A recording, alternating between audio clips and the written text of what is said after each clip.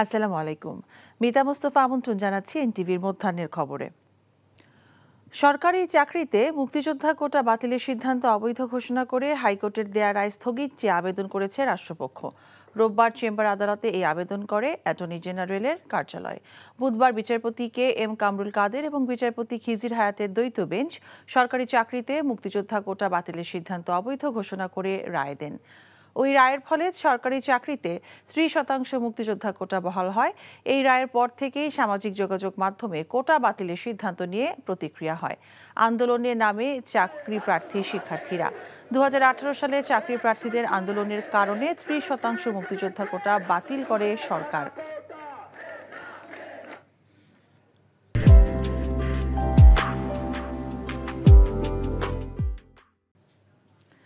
30% কোটা বাতিল করে দেয়া হাইকোর্টের রায়ের বিরুদ্ধে ঢাকা বিশ্ববিদ্যালয়ের রাজু ভাস্কর্যের পাদদেশে বিক্ষোভ করছে শিক্ষার্থীরা। সেখানে আছেন আমাদের স্টাফ করেসপন্ডেন্ট নূর হোসেন। আমরা এখন সরাসরি যাচ্ছি তার কাছে। নূর হোসেন, এই বিষয়ে আপনার কাছে সবশেষ কি তথ্য আছে আমাদেরকে জানাবেন।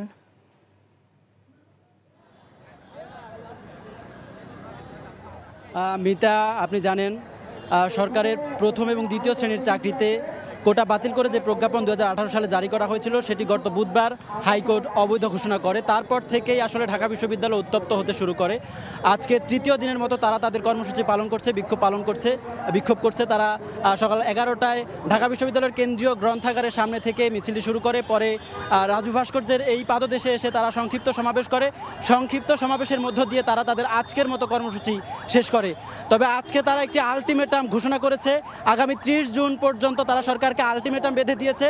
30 জুনের মধ্যে সরকারের উচ্চ পর্যায় থেকে যদি কোনো ঘোষণা না আসে তাহলে 30 জুনের পরে তারা আরও কঠোর কর্মসূচি ঘোষণা করবে। এর বাইরে আজকে তারা অ্যাটর্নি জেনারেলের কাছে, রাষ্ট্রের সর্বোচ্চ আইন কর্মকর্তা অ্যাটর্নি জেনারেলের কাছে তাদের যে দাবি দেওয়া আছে আইনিভাবে ওই রায় মোকাবেলার, সেটির জন্য একটি স্মারকলিপি দেওয়ার জন্য তাদের এখন প্রতিনিধি যাবেন। তারা আইন কর্মকর্তা অ্যাটর্নি জেনারেলকে তাদের স্মারকলিপি প্রদান করবে। এই ছিল রাজু ভাস্কর্য থেকে কোটা বিরোধী আন্দোলন বা কোটা পুনর্বহালের প্রতিবাদে যে আন্দোলন, সেই আন্দোলনের সর্বশেষ। কোটা বাতিল করে দেয়া হাইকোর্টের আদেশের বিরুদ্ধে শিক্ষার্থীদের বিক্ষোভ দেখছেন ঢাকা বিশ্ববিদ্যালয় থেকে। মিয়ানমারে কারাভোগ শেষে দেশে ফিরেছে 45 বাংলাদেশি নাগরিক। আর মিয়ানমারে ফেরত যাচ্ছে বিজিপি সেনার 134 জন সদস্য। এর আগে মিয়ানমার নৌবাহিনীর একটি জাহাজে করে বাংলাদেশের জলসীমায় তাদের নিয়ে আসা হয়। পরে কোস্টগার্ডের একটি জাহাজে করে সকাল 10টার দিকে এসব বাংলাদেশি নাগরিকদের কক্সবাজারের নুনিয়ারছড়া বিআইডব্লিউটি এর ঘাটে নিয়ে তাদের হস্তান্তর করেন মিয়ানমার কর্তৃপক্ষ। বাংলাদেশি নাগরিকদের হস্তান্তরের পর বাংলাদেশে পালিয়ে এসে আশ্রয় নেওয়া 134 জন বিজিপি এবং সেনা সদস্যের হস্তান্তর করে বিজিপি কর্তৃপক্ষ। এরপর মিয়ানমারের নৌবাহিনীর জাহাজ যোগে দুপুরে তারা ফেরত যাচ্ছে নিজ দেশে। কক্সবাজারের অতিরিক্ত জেলা ম্যাজিস্ট্রেট এডিএম মোহাম্মদ ইয়ামিন হোসেন এসব তথ্য নিশ্চিত করেন। কুমিল্লার বুড়িচং উপজেলার জামতলা ভারতীয় সীমান্তে বিএসএফ এর গুলিতে বাংলাদেশি এক যুবক নিহত হয়েছে। সকালে 66 নম্বর পিলার এলাকায় এই ঘটনা ঘটে। স্থানীয় ইউপি সদস্য আবুল কাশেম জানান, সকালে স্থানীয়রা জামতলা উত্তরপাড়া সীমান্ত এলাকায় গুলির শব্দ শুনতে পান। তিনি স্থানীয়দের মাধ্যমে জানতে পারেন ভারত থেকে চিনি আনতে গিয়ে বিএসএফ এর গুলিতে একজন বাংলাদেশি নিহত হয়েছে। পরে স্থানীয় শঙ্কুচাইল ক্যাম্পের বিজিবি সদস্যদের সাথে নিয়ে তিনি কাঁটাতার বেড়া এলাকায় গিয়ে মরদেহ দেখতে পান।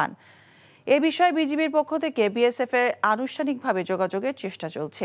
যোগাযোগ সম্পন্ন হলে মরদেহ আনার ব্যবস্থা করা হবে। চট্টগ্রামের আনোয়ারা উপজেলায় পুলিশের কাছ থেকে যুবলীগ নেতাকে ছিনিয়ে নিয়েছেন উত্তেজিত দলীয় নেতাকর্মীরা। গতরাতে আনোয়ারার টানেল মুখের ভোজন বাড়ি রেস্টুরেন্টের সামনে এই ঘটনা ঘটে। পুলিশ জানায়, শুক্রবার বাজেটকে স্বাগত জানিয়ে আনোয়ারা উপজেলা আওয়ামী লীগের দুই পক্ষের মারামারির ঘটনায় আসামি যুবলীগ নেতা মোজাম্মেল হককে গ্রেফতার করে পুলিশ। এ সময় নেতাকর্মীরা পুলিশের গাড়ি আটকিয়ে আসামি ছিনিয়ে নিয়ে যায়। দুই পক্ষের মধ্যে সংঘর্ষের ঘটনায় পুলিশ সহ 10 জন আহত হয়। রিজার্ভ পুলিশের গাড়ি ভাঙচুর করে পালিয়ে গেছে বলে খবর পাওয়া গেছে। পরে পরিস্থিতি নিয়ন্ত্রণ করতে পুলিশ ফাঁকা গুলি ছোড়ে। আনোয়ারা সার্কেল এএসপি সোহানুর রহমান সোহাগ জানান, আসামি ছিনিয়ে নেওয়ার ঘটনা সত্য, তবে সংঘটিত ঘটনার স্পটটি আনোয়ারা থানার অধীন।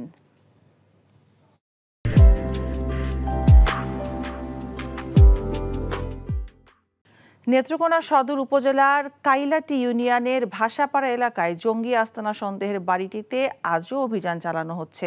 অভিযানের নেতৃত্ব দিচ্ছেন অ্যান্টি টেরোরিজম ইউনিটের পুলিশ সুপার সানোয়ার হোসেন এবং জেলা পুলিশ সুপার মোহাম্মদ ফয়েজ আহমেদ। এর আগে গতরাতে খবর পেয়ে পুলিশের একটি বিশেষ টিম প্রাথমিক তল্লাশি চালিয়ে একটি ভারতীয় পিস্তল, 17 রাউন্ড গুলি এবং একটি ডামি AK-47 রাইফেল, সাংগঠনিক বইসহ অন্যান্য সামগ্রী উদ্ধার করে। তবে বাড়ির ভেতরে বোমা থাকতে পারে ধারণায় ঢাকা থেকে আসা বোমা ডিসপোজাল টিম গিয়ে তল্লাশি চালাচ্ছে। পুলিশ জানায় সদর উপজেলার ওই বাড়িটি প্রফেসর আব্দুল মান্নান নামের এক ব্যক্তির। গ্রামের নির্জন স্থানেই এই বাড়ির ভাড়া নিয়ে জঙ্গিরা তাদের কার্যক্রম চালাচ্ছিল। উজান থেকে নেমে আসা পাহাড়ি ঢলে বাড়ছে সুনামগঞ্জের নদ নদী ও হাওরের পানি। এতে নতুন করে প্লাবিত হয়েছে অর্ধ শতাধিক গ্রাম। পানিবন্দী হয়ে পড়েছে সদর উপজেলা, জগন্নাথপুর, শান্তিগঞ্জ, ছাতকের অসংখ্য মানুষ। কুশিয়ারা নদীর পানি ঢুকে পড়েছে জগন্নাথপুর উপজেলার বিভিন্ন গ্রামে। পানিতে তলিয়ে গেছে ঘরবাড়ি, ফসলি জমি সহ অনেক গুরুত্বপূর্ণ স্থাপনা। কিছু এলাকায় বিচ্ছিন্ন রয়েছে সড়ক যোগাযোগ। সুনামগঞ্জ সদরে মোল্লাপাড়া এবং লক্ষণশ্রী ইউনিয়নের সড়কে পানি ওঠায় চরম ভোগান্তিতে দুর্গতরা। নতুন করে প্লাবিত হয়েছে শান্তিগঞ্জ এবং ছাতক উপজেলার কয়েকটি ইউনিয়নের অনেক এলাকা। এদিকে চলমান বন্যা পরিস্থিতির মধ্যে সিলেটে গতরাতে 3 ঘন্টার বৃষ্টিতে আবারও MAG ওসমানী মেডিকেল কলেজ হাসপাতাল সহ বেশ কিছু গুরুত্বপূর্ণ প্রতিষ্ঠান জলাবদ্ধ হয়ে পড়ে। পানি জমে শহরের গুরুত্বপূর্ণ সড়কে। নগরের বিভিন্ন এলাকা থেকে পানি নেমে গেলেও থেমে থেমে ভারী বৃষ্টিপাতে ভয় বাড়ছে দুর্গতদের মধ্যে। এই সম্পর্কে জানাচ্ছেন আমাদের সুনামগঞ্জের স্টাফ করেসপন্ডেন্ট দেওয়ান গিয়াস চৌধুরী। গিয়াস, বন্যা পরিস্থিতির সার্বিক কি তথ্য আছে আপনার কাছে, আমাদেরকে জানাবেন।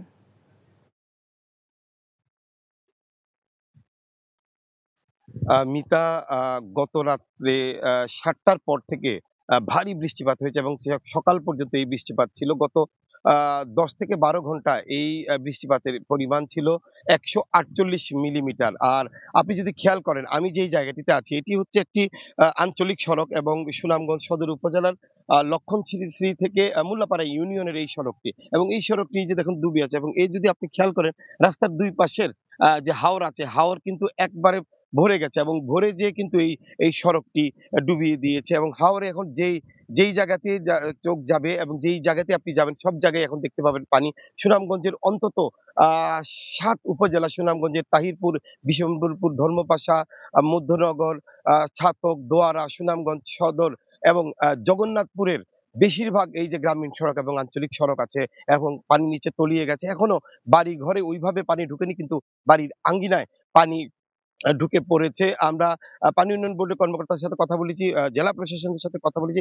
তারা যেমনটি বলছেন, নদীতে পানি কম, কিন্তু নদীতে পানি কম থাকলে হাওরে কিন্তু পানি বেড়েছে এবং এই হাওরে পানি বেড়ে যাওয়ার কারণে পানি লোকালয়ে প্রবেশ করছে এবং যতই দিন যাচ্ছে পানি হাওর এবং হাওর ডুবিয়ে দিচ্ছে এবং হাওর ডুবে সুনামগঞ্জের যে যে যে উঁচু জায়গা আছে সেগুলো প্লাবিত করছে। আর সুনামগঞ্জের যে ভাটি অঞ্চল, জগন্নাথপুর, শাল্লা এবং দিরাইতে এখন যে নতুন নতুন এলাকা প্লাবিত হচ্ছে। মিতা, সুনামগঞ্জ থেকে জানছিলাম বন্যার পরিস্থিতি। কোরবানির ঈদ সামনে রেখে চাঁদপুর, মৌলভীবাজার ও ঝালকাঠিতে প্রায় 10,000 খামারে গরু পরিচর্যায় ব্যস্ত খামারিরা। খামার ও পশুর হাট থেকে গরু কিনছেন ক্রেতারা। গোখাদ্যের দাম বৃদ্ধিতে পশুর দাম বেড়েছে বলে দাবি খামারি এবং ব্যবসায়ীদের। বিস্তারিত ডেস্ক রিপোর্টে।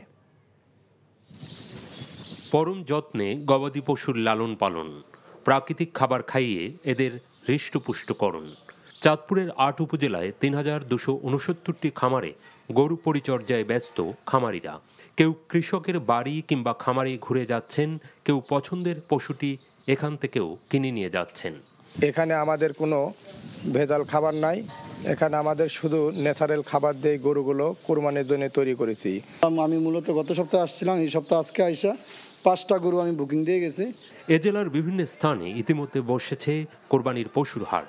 ঈদের বেশ কয়েকদিন বাকি থাকায় পশু কেনার চেয়ে বেশিরভাগ ক্রেতাই অপেক্ষা করছেন আরও কয়েকদিন। কাঙ্ক্ষিত দাম না পেয়ে ব্যবসায়ীরাও সহজে ছাড়ছেন না আদরের পশুটি। এখন দাম তো চলতেছে, এখন খাদ্য যেই দাম, এই ধরনের আমাদের দামের সাথে গরুর সাথে কোনো মিলতেছে না, কস্টিং খরচটা বেশি। গরু যে হারে আমরা খাওয়াইছি বা গরু বড় করছি, এই ওই হারে মানে দাম পাচ্ছি না আর কি আমরা। ভালো দামের আশায় ক্রেতাদের আকৃষ্ট করতে গবাদি পশুর নিবিড় পরিচর্যা খামারিদের। মৌলভীবাজারে ৫,৩৬৯টি খামারে এ কর্মযজ্ঞ। চুরাই পথে আসে তাহলে তো যারা খামারি আছে এরা ক্ষতিগ্রস্ত হবে, এবং চুরাই পথে উন্ডির মাধ্যমে যদি টেকা যায় এটা সরকার রাজস্ব হারাবে। খামারের যে খাদ্য দামটা আবার অন্যান্য বার থেকে কিছু বেড়ে গেছে।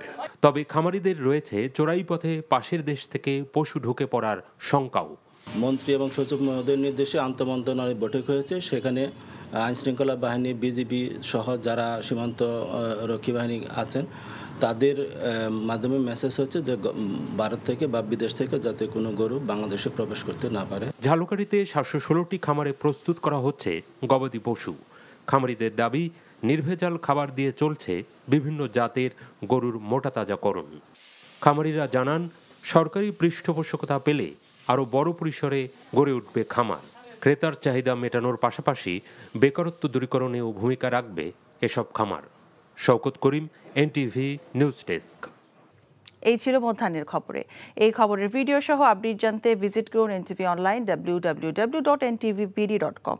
এছাড়াও এনটিভি জনপ্রিয় সব অনুষ্ঠান ও খবরের আপডেট জানতে ভিজিট করুন আমাদের ইউটিউব ও ভেরিফাইড ফেসবুক পেজ। দুপুরের খবর দেখার আমন্ত্রণ রইল। সবাইকে ধন্যবাদ।